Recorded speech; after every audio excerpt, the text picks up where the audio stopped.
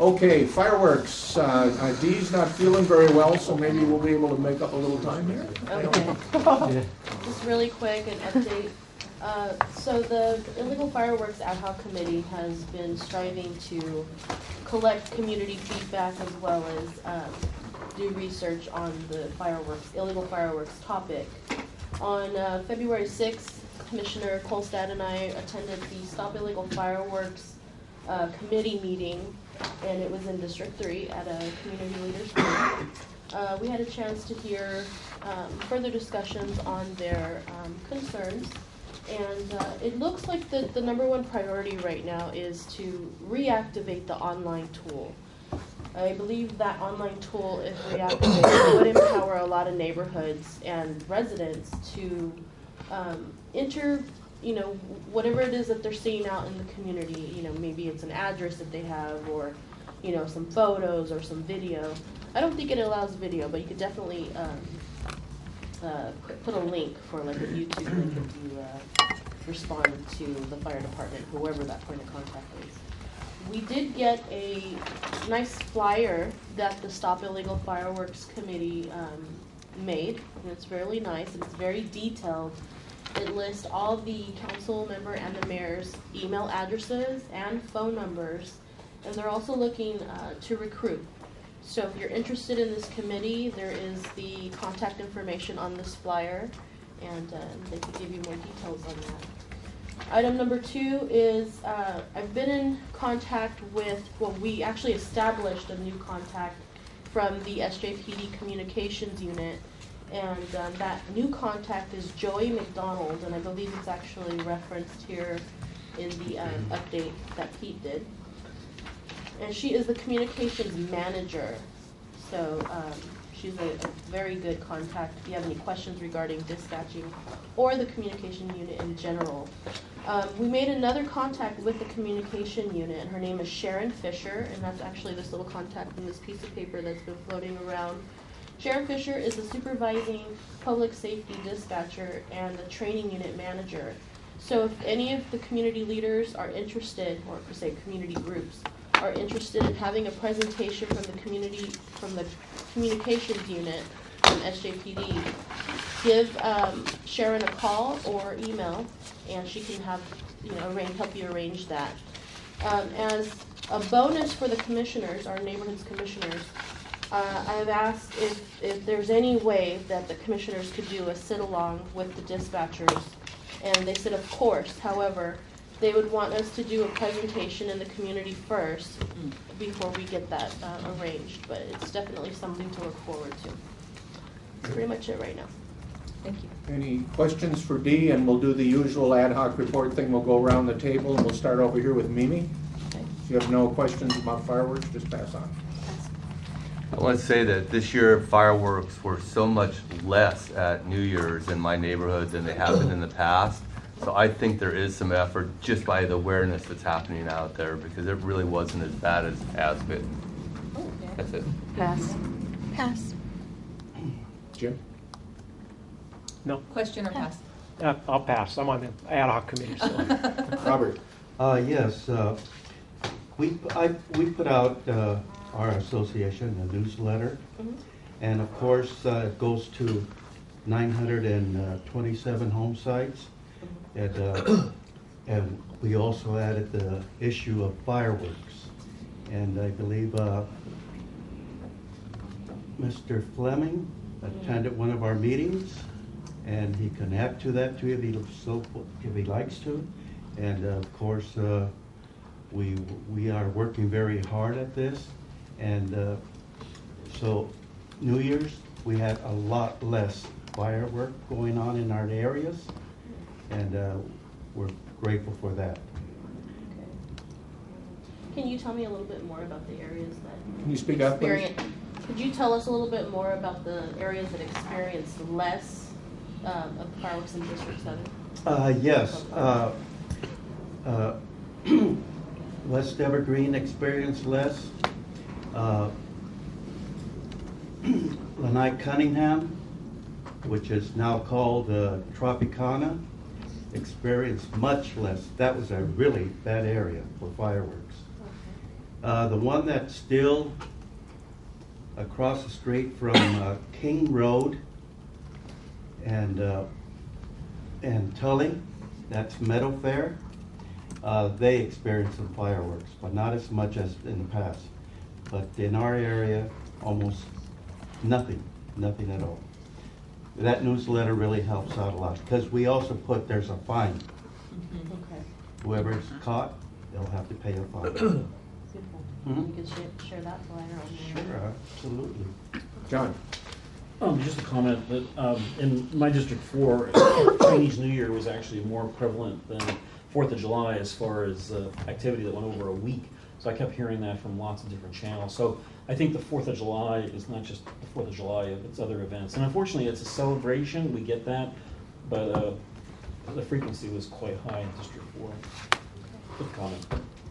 David? Pass, thank you. Terry? Pass. Juan? It does seem like 4th of July is when you get the major fireworks, as opposed to the other days. That's my only comment. I don't know if we had to allocate more resources to one holiday, then yeah, 4th of July seems like the big one. I'm seeing a lessening in Almaden Winery neighborhood, specifically where I reside. However, in Cahalan Park on 4th of July, still a very, very troubled area, one of the worst in the city, I think.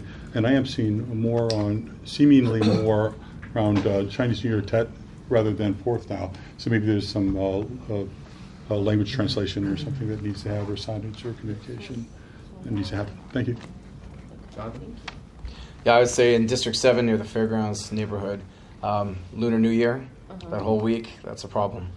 You'll walk out into the street's covered in smoke, fireworks everywhere, firecrackers going off at all times of the day and night. So that's where our residents have our big concern. Okay. Pass. Pass. Dee, if it's possible, I meet a lot of folks who seem otherwise very community-oriented and upstanding citizens, but like really think it's their right to set off fireworks over their neighbor's house, and they really, really believe that. And they're defending it, and anything else is just noise. So some type of script or some type of like thing to say that could be said many, many times, perhaps by many neighbors. Because I feel like we can all do as much finding and drone maintenance and all that, but at the end it comes down to finding a way to get through and see that interrelatedness in action. Okay, thank you. I know we got a couple of guys here from District 2. Stephen, I know this is a hot button for you. Do you want to add anything or throw any questions out? Thank you, Mr. Chairman. Commissioner Barron, thank you very much for maintaining this as an ad hoc priority. It looks as though in District 2, my area of South San Jose, 1,300 homes in the Coto Belén area, New Year's wasn't bad, and by not bad, I mean not terribly destructive after midnight. But on July 4th of 2016, for several days leading up to and on the 4th of July holiday, it was really noisy, and this is up until 2 or 3 o'clock in the morning in a lot of areas. The problem appears to be reporting, and as you so thoughtfully mentioned, the online reporting tool seems to be the way to go, since it'll be some years before we have enough police and fire officers to cover our neighborhoods. So we believe that the online tool is important. However, we think that there may be some other things that need to be done, as was mentioned here.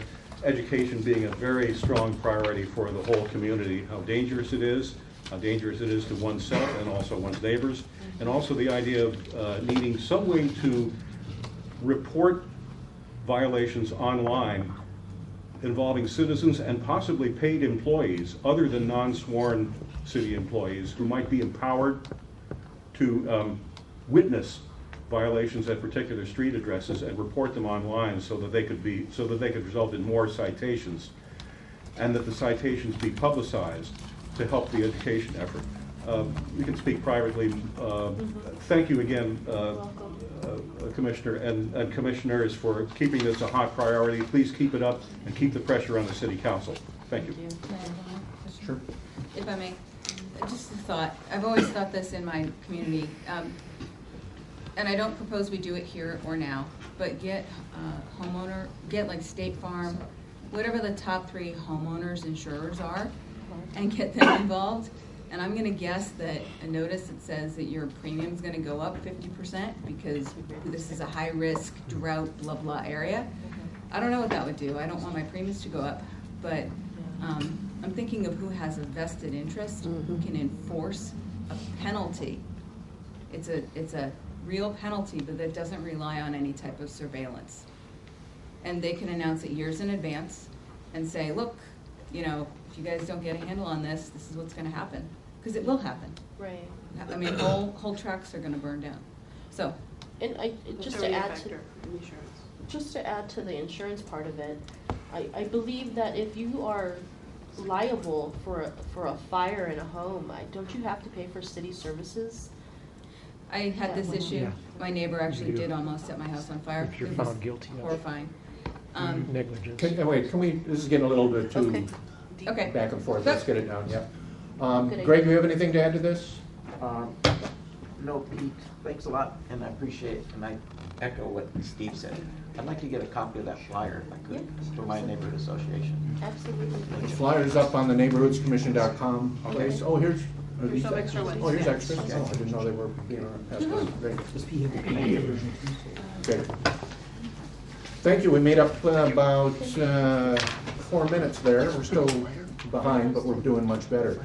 Next piece is a letter to the mayor about our budget, some budget requests that we have. And I want to talk a little bit about style and focus before we get into it. What's coming around the table is the letter that we wrote last year in May. We did not write a letter about the budget in general in the earlier part.